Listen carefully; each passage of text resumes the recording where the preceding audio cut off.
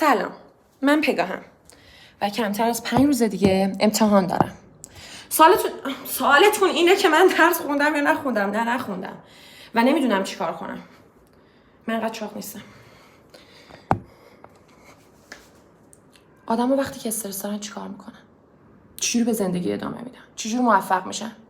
شاید به اندازه من استرس رو تجربه نمیکنن. این دور لبم باز برگشته و میسوزه.